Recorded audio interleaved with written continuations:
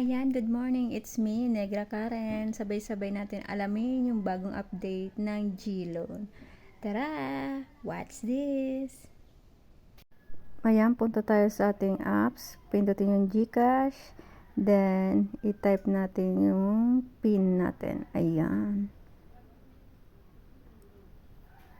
Matagal ang processing. Mahina kasi yung signal. Okay lang yan. Ito yung update para sa 2024. I-okay nyo lang. Then, pin nyo ulit. Ayan aking balance. Pindutin yung G-Loan. Sa borrow, pindutin yung G-Loan. Then, yan yung update natin sa G-Loan. Dating 2,000, nag 5,000, ngayon 7,000 ang offer ni G-Loan.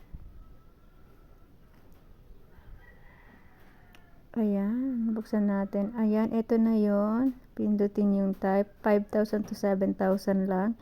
Hindi pwede yung 500. Minimum 5,000 and 7,000. Ayan, pindutin yung 5,000. Ang monthly niya, 755.06. 9 months. Payable for 9 months. Ayan, wala pang compute. Punta natin yung 7,000. Ayan.